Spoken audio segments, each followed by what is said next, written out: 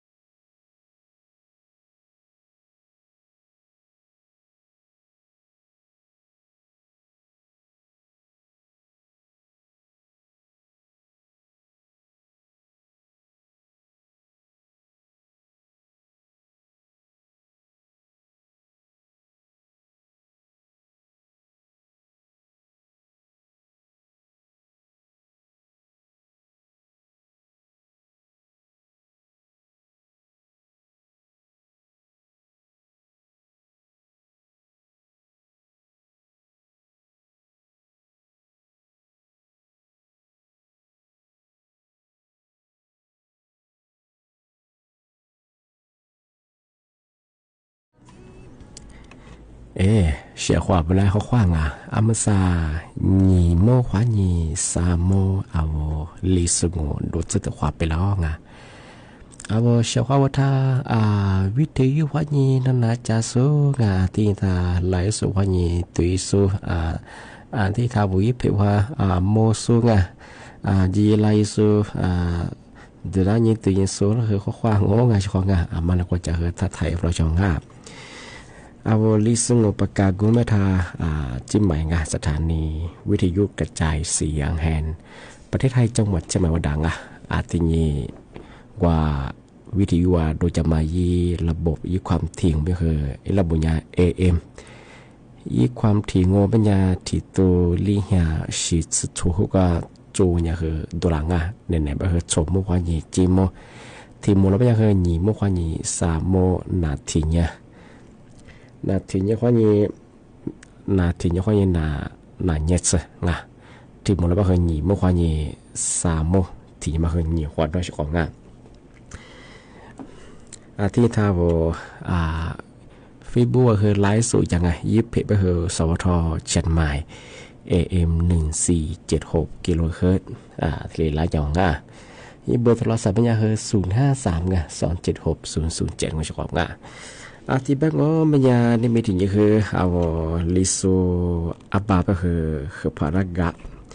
อาจจะเป็นในมีถึงมันก็มันยาคือชื่อฮานิจือชินี่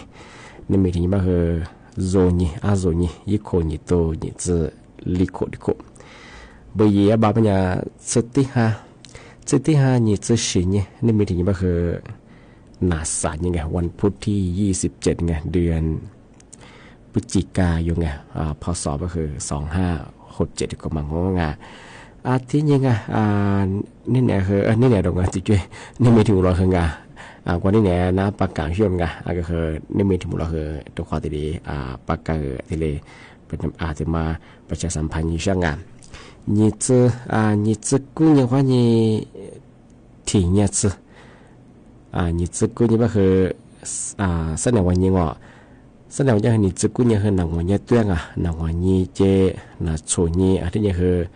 หนานี่จะกู้เนี่ยซาเซนี่ก็คือสิ่งหาที่นี่นี่จะกู้เนี่ยคนนี้ที่นี่เอานายกรัฐมนตรีที่นี่คือคณะรัฐมนตรีทาจังหวัดเชียงใหม่เจจี5เจที่เลยลงพื้นที่ที่ไรลาบ้างที่ความลับมันจะคือประชุมนี่แหละประชุมครมสารจอมาเสียงมาคือยี่วุติขวาครั้งที่1ยี่วุติขวาได้ยินจังหวะเนี่ยชดเชยสิบกว่าที่พญาที่ยิดสกุลเนี่ยก็คือเนี่ยกูโมความงูมันจะเคยยากกว่าประชุมครมสารจอยังงูเยอะคือกว่านัดหอมประชุมทิพกรรัศมีโชคบ้างมันคือมหาวิทยาลัยราชภัฏเชียงใหม่อำเภอแม่ริงจังหวัดเชียงใหม่ว่าที่เดียวนายกสุขลามองก็คือที่เคยคือยกจะก็คือประชุมครมเรื่องสารจอยเวลาที่นี่คือกว่านโยบายนโยบายรัฐบาลถึงป้องกันแก้ไขปัญหาหมอกควันถึงในเหตุก็คือกระเทจะพบไปแล้วก็เบียคือชาติเป็นยังตัวเบียมางความฟุ้งชิดได้มั้งเป็นมาคือที่ร้านยังไงที่เลยนโยบายที่เลยแจ้งอย่างมั้งเลยแก้ไขว่าให้ความรู้กันที่ประชาชนเรียนมั้งแต่มาคือแนวทางที่เลยกว่าอยู่หลังที่ถึงบางมันคือเที่ยวPM 2.5ฝุ่นละอองขนาดเล็ก 2.5 มาคือตามปัวหลังที่เลยปกครองเฉื่อยที่เลยแก้ไขมาคือที่เลยหลังที่ถึงบางมันบอกว่าก็หลังน้ำท่วมสิ่งที่มันไปเชื่อให้มันที่มาคือนายกหลังที่เลยลงพื้นที่เลยหลังที่จะคือในเหตุมิซาคือปีว่าที่กว่าอาจจะพันจะคือะไรคือมาเสียหายจะมามาคือตั้งปัวที่เลยวางแผนแก้ไขมาคือมาที่เลยวอยู่หลายของที่มาคือหนีสกุลอย่างข้อหนีสกุลอย่างคือหนีสกุลเยเจที่เนี่ยซาซึนยี่มาคือจิ้มหมายจ่องห你这个你啥情不好他就买家อะไรบ้างเหรอซึ่งนี่ฮะที่ฮะบ้างเหรอจอที่ฮะยองจากไงที่ทุกคนรับบ้างเหรอถ้าชาวนั้นไปช่วยไงที่เอาเรื่องหมอกความไฟป่าตรงอ่ะที่นี่คือ PA 2.5ตรงนี้คือว่าบ่หอกว่าเราที่เอาสถานการณ์ทกภัยไงน้ำท่วมมาไงที่เอาบอกว่าผู้ว่าเอาผู้ประสบภัยถ้าจะเกิดไงที่เลยฟื้นฟูเยี่ยมมาตรงอ่ะที่คือว่าเอาดูเมืองเชียงใหม่คือไงอะไรกว่าน้ำท่วมอย่างคือ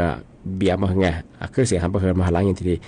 ฟื้นฟูเยี่ยมมาไงมาถึงมาเยี่ยงไงที่ถึงมาคือเรื่องยาเสพติดไงมาคือถือยาโวก็ลาคือทุกคนยังประกาศอยู่ไงวันนั้นยังไม่ยังคือที่จังหวัดน้ำร่องไงอะไรอย่างนี้สกัดว่าไงมาคือเลื่อนถือยาเสพติดปัจจัยยาตะกี้ยามาจุจิเป็นไงนายกที่เลยที่เลยการจัดยาชงไงที่มาคือยังไม่คือลีหัมเปงก็ไม่คือช่วงกล่องส่งกันยังคือเรียกยังคือ99%ยังคือทีดีมาเมียยี่เป็นยังไงเรื่องยาเสพติดมันไงที่ไม่จะเคยตีความหลังมาคือยังคือมียาจุดทีดียีหลังที่ประชุมสัญจรยังมาคือยีหลังที่ยังคือวางแผนเรื่อง PA 2.5 ไฟป่าตรงที่ยังคือจิ้มไหมซูจิ้มให้ซูอันลิกิจางที่ยังคือกุลาผู้ประสบภัยน้ำท่วมมาคืออันลิฮอตซอยมาคือไงร้านยี่สิบเองกับตุยลางที่ดีลงพื้นที่ที่ได้ยีหลังไงนี่จะกูนี่สัตว์นี่ที่ยังไงมาคือช่วยแต่มาให้เลยปิดมือแต่มาสุดอยู่ช่างงานที่ยังที่ถึงบางมันยังงานทำมาคือยาสำนักงานตำรวจงาน CIB งานมาคือประกาศแจ้งเตือนก็เราคือประกาศยอก็คือนี่ไม่เคยถูกประกาศยาที่ซึ่งอย่างครับเป็นแล้วก็คือไงช่วงเทศกาลคริสต์มาสตรงกล่องซิมปีมบางไงเมื่อสัปดาห์มาอันละกว่ากับเบียต่างจังหวัดเยอะต่างอำเภอไงที่พาจอยก็คือเข้าทัวร์ทริปกับเบี้ยมาคือเข้าไงที่แบบนี้คือมือสารนักแบบชื่อยากลุ่มวิชาชีพมาคือใช้ระบบไงว่าของรัฐมันก็ใช้เอกชนไงก็โซอลิชาคือยาอลิชาเฮียช่วยยิงยังสุยเบลูกผ้าแต่ได้คือฟิบุยปอใช้ยังไงรับจองที่พาจะมาตรงที่จะคือทัวร์กับเบี้ยมาคือไงไอ้กว่าเบี้ยใช่ป่ะคือไม่จองฝรั่งเป็นไงไอ้เรื่องว่าคือมีงานมาสั่งคือไงที่กล่องซิมปีก็คือมาคือจองฝรั่งมาพัฒนาก็คือราคาพิเศษว่ามันจะคือทีเดียวขึ้นอย่างโฆษณาเนี่ยมาคือมีงานมาดิเชปจื้อจะเป็นไงผู้บอกเขาก็แถมาเกิดเจ้าไง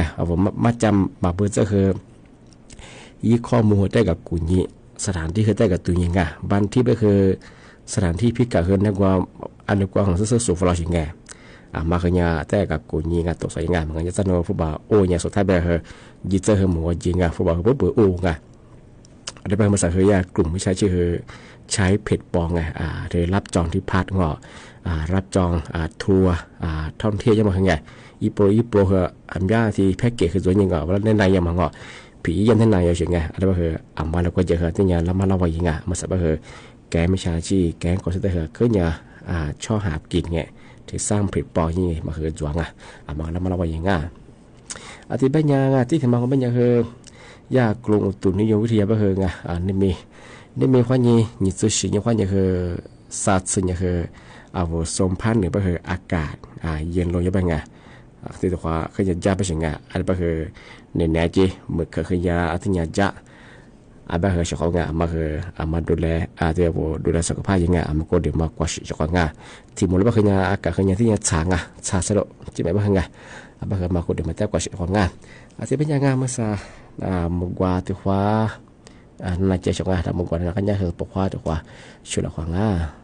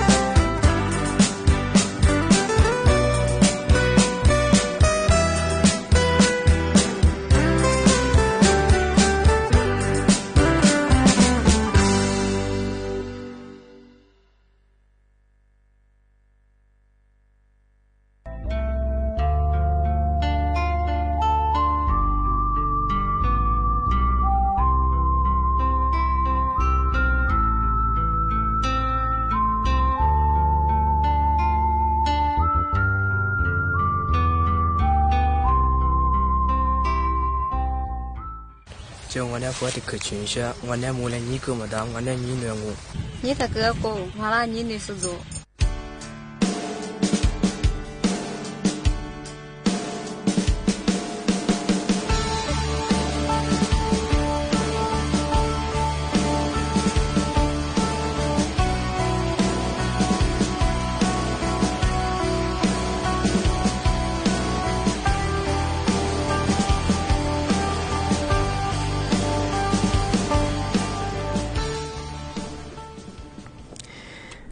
ที่นี่ที่ที่มาโง่เป็นยังไง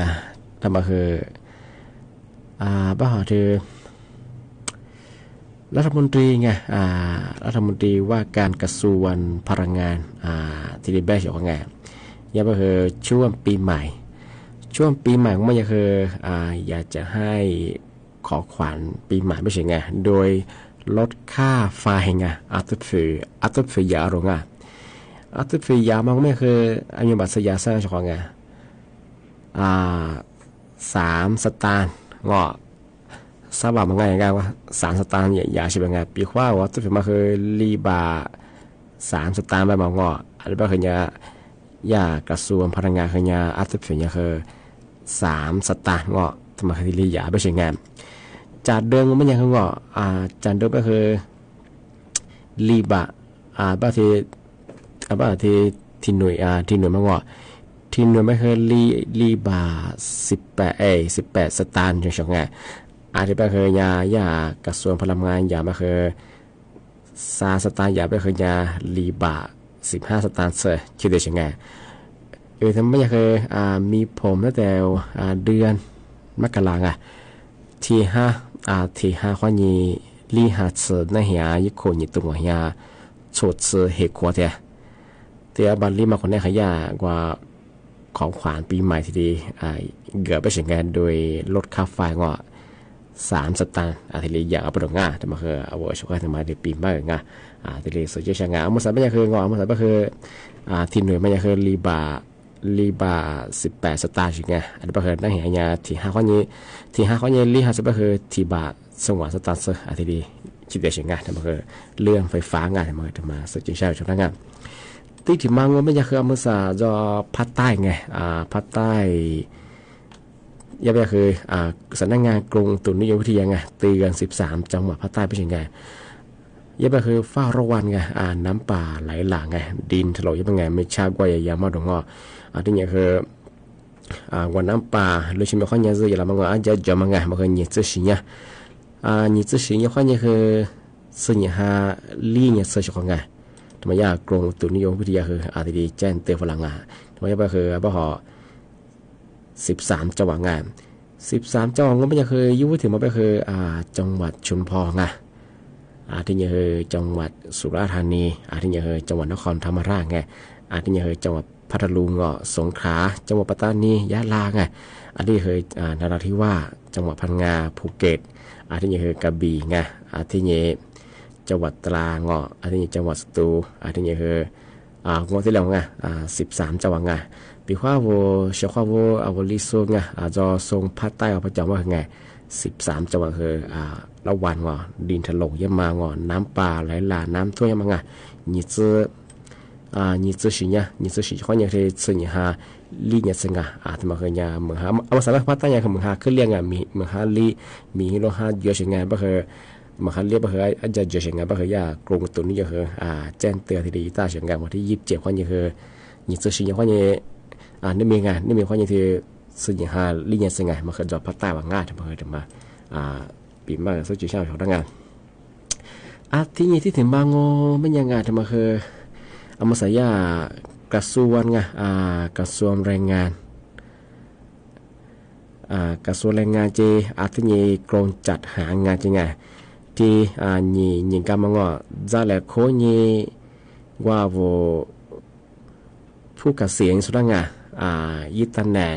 เหมือนที่เราคว้าไปถึงไงจ้างงานวัยเกษียณไงปีว่าจะมาโชดซึโคไปยังเป็นอย่างคือยาเจ้าวัยเกษียณว่าไงเหมือนที่เราคว้าไปถึงไงเหมือนยาเหมือนความเป็นคือยาอะไรยายึดตำแหน่งก็คือ 4,000 อัตรางทั่วประเทศใช่ไหมไงเปิดตำแหน่งกว่าไงลีตัวตำแหน่งมันสุดที่จบไปถึงไงมันคือสำหรับวัยเกษียณไงย่าเหมือนจะมาขอได้มันจะเคยยุ่งทำมาเคยเนี่ยเหมือนเคยตะกี้เนี่ยมาหลีไปเฉยไงงานไม่หนักไงที่เนี่ยคือตะกี้เนี่ยมันคือไปเฉยไงมันคือหมอกกัดเธอมันเนี่ยคือว่าชั่วโมงจะเป็นว่าหมอเฉยไงมีที่จำมางานคนที่ยาสดสึกโคกับเปิดมางานที่ว่าวัยเกษียณโซเธอย่า4,000 อัตรางทั่วประเทศที่จะหางานที่ดีเยอะไปเฉยไงมันคือยากระทรวงแรงงานเจกรมจัดหางานไงที่มันอย่างการจัดแหล่งคนนี้คือยากที่เลยวัยเกษียณก็คือมีที่มาความมาคือไงที่จะเกิดตั้งเป็นยังไงลีตัวตารางไงลีตัวตำแหน่งสังกัดมาเจสุดยอดไงที่ถิ่นบางว่าไม่ใช่เฉพาะงานมาคือสำนักงานขนส่งยังไงมาปีว่าใบขับขี่แล้วก็ภาษีลดไงแล้วก็ชีทัวร์หมู่อายุกันเลย5ดับก็คือมียี่สิบปัลเลอร์20คว้าเดือนสิพูดว่าคือสิ้นปีก็คือสู่เจ้าอย่างไงช่วงปีมาคืองสู่ปิดยาวอย่างไงอันนี้ก็คือมาแล้วก็กับเบียร์อย่างไงเลื่อนภาษีโลดงอันนี้คือ เอาแล้วเคยชิทัวโลชิทัวไงบางทีบางทีมัวอายุกันเลยบางทียี่ความเดือยี่ความชาได้ชของงาเพราะมันก็บางทีว่าจะปีใหม่จะบางทีไงบางทีกับเบียร์โซ่วันอยู่ตัวชิงไงบางทีช่วงก่อนปีใหม่ไงบางทียี่ความเดือยี่ความชาไงบางทีถึงมาปีใหม่วันชาได้งานที่ถึงบางงอไม่ใช่ชงงานบางทีย่าสำนักงานตำรวจเขาเนี่ยถึงมาประชาสัมพันธ์พลังงานด้วยเมื่อสาวลูกเคยมามือสองวูซูว่าซื้อผ่านเธอเพจเฟซบุ๊กแบงไงไอ้ที่ฉันก็วูจะสับเหือมาขยาแล้วมาเล่าว่าเย่แบงเอามาสับเหือหนีสับเหือย่าที่แจ้งควายรับไปยังไงว่าเอาลูกเคยมือหนึ่งแบมือสองแบว่าเฟซบุ๊กควายหนีวูสองมาไงพวกมาใจบ่เหือก็ยังเคยลูกเคยมาสู่เราดังไงก็ยังเคยหนีสับที่โดยแบงว่าอย่างนี้คือยี่แจ้งควายดังไงมาคือถ้าเขาช่วยแต่ว่าดีประกาศดังแจ้งเตือนดังปีว่าลูกคือมือซ้อมแบมือหนึ่งแบงว่ามันก็จะคือลุมแบงมาขยาปีว่าเฟซบุ๊กขยระบบออนไลน์ขยภาพวงมันจะคือมาขยาจุสื่อสารยังไงข้อมูลมาคือจะสื่อจัวงอที่อยู่จัวมาไงยินท่าล้านจัวไงงอเอาไว้ข้อมูลจะกับกุญยี่กับตัวสวยยังไงปีว่าเอาภาพไว้บ้างว่าเอาภาพมาก็คือเอามีความเสี่ยงตัวเฉียงกันที่บอกว่าซื้อของผ่านระบบออนไลน์ก็คือมีความเสี่ยงที่กลุ่มวิชาชีพแก๊งก็จะคืออย่ารูปภาพสู่แต่นี้ที่ผมมาคือจ่อไงอาจจะแบบปีว่าภาพวิช่องก็ไม่ใช่คือกันว่าฮิลาวยิ่งความวิงเอาเสื้อก็คือไอ้ที่ก็คือความปลอดภัยมันคือสูงอย่างไงนึกว่าระบบออนไลน์ของพ่อแบบคือเนี่ยมีความเสี่ยงจังมันก็จะจำมันของง่ายที่ถึงบางงอไม่ยังทำมาคือเอาไว้ช่วยแล้วแบบช่วยมาคืองานอามุสาสู้กว่าฟีบุตรมาตัวงานยากว่า20 บาทถึงมาชาบโรบาท10 ปีงอสกุบาชาไม่ยังคือมาใช้คือมิท่าฟลาเป็นยังไงเรื่องมันคือบ่หอกลุ่มวิชาชีพของงานไอ้ที่ชื่อตัวงานมันยังคือสู้ที่ชามันน่าจะของงานนุกดินมันจริงๆนุ้ยข้อมูลแต่เกยมีเกยผู้บอกโอ้เสียว่ายังมาตัวช่วยงานมาคนละมาละวันยังไงมาสับเบอร์กลุ่มวิชาชีพขึ้นยะก็คือเอาว่าทำบาท10 ปีโดงอบาทสัญชาติก็คือว่าผ่านระบบออนไลน์ก็ผ่านเฟซบุ๊กก็คืออันตรายยังมาเคยแต่มาสจีเช่าว่าชอบยังมาคนละมาละวันยังไงที่บ้านก็ไม่ยังอันนี้มีที่มุลก็คือนั่นละปีมาคือเนี่ยเทเลนจงก็ชอบว่าที่บ้านคือสั้นแหน่สมมุติว่านี่จิมมัวกันแต่ความโมเลกุลงานนี่มีเอารายการลิสุงประกาศกุบัตาจิมหมายงานสถานีวิทยุงานกระจายเสียงแห่งประเทศจังหวัดเชียงใหม่ยังมือฉายยืนระบุอยู่ความจริงก็คือ AM ที่ตุลีฮาชิดสุดโฉบกว่าดูจังวันเฉพาะทางวิทยุนานาสาสูนี่ทางไลฟ์สดที่สุดก็คือบ่บอกงาที่ก็คือสั้นแหน่สมมุติว่านี่จิมมัวงตัวความโมเลกุลงานที่ก็คือนี่มีถึงเราทัชชาเดี๋ยวหลังจากของงานว่าเฉพาะงานคือบ่บอกงาข้อว่าสวัสดีครับ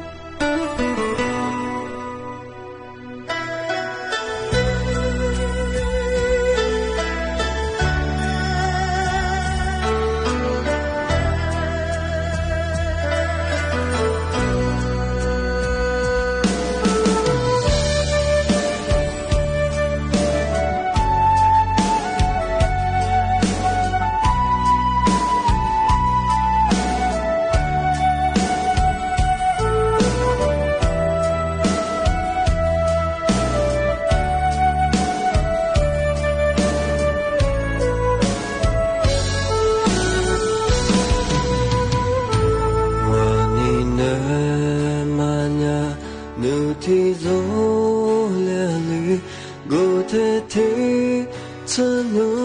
betama 您的可怜我，您没听他说我你妈苦啊，努贝克怜我妈没灵，嘿你们说了我的努提出迷离我这块。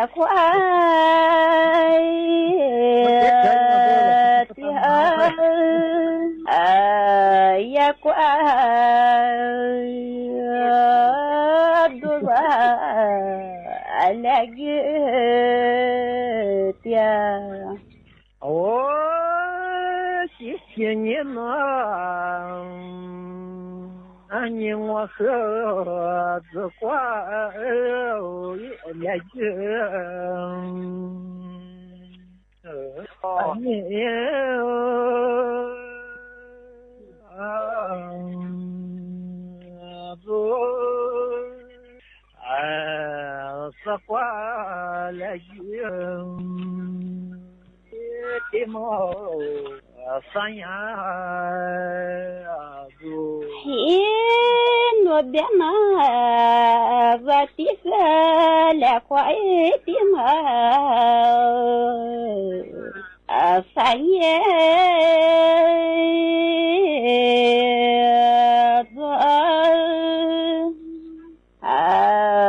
là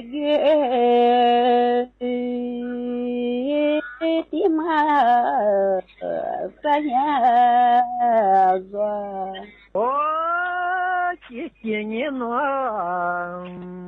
anh hơ xa nhé chị đua ai bé ra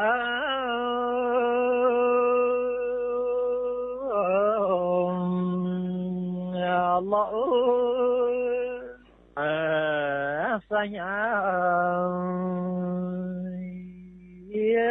thì nhau thôi chia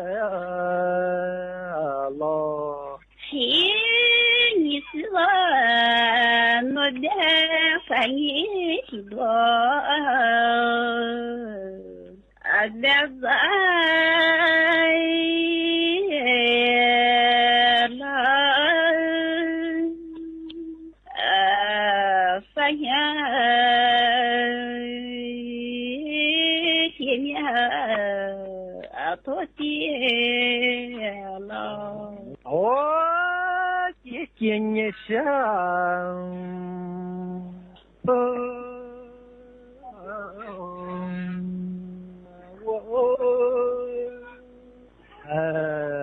thôi chia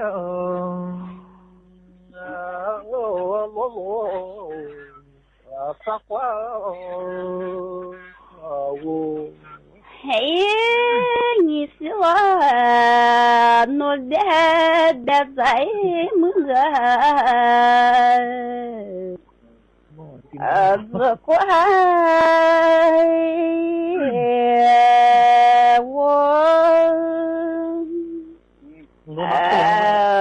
thôi tia lúa lúa ai qua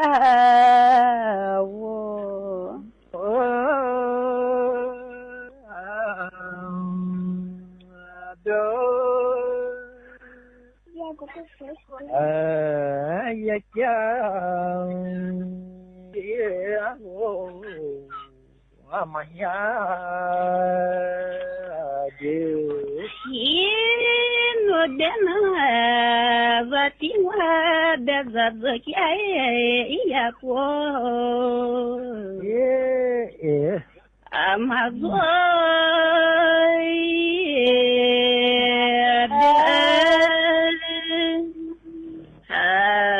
ya cha alo mà ya dia chị nhé nó qua mà anh đã được cháu ya cô Alhamdulillah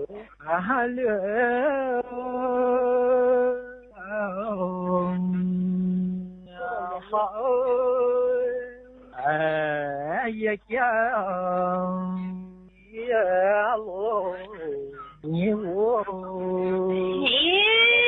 nó đến anh như thế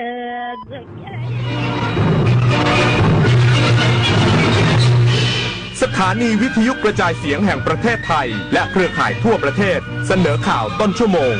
รู้เร็วรู้จริงเกาะติดทุกสถานการณ์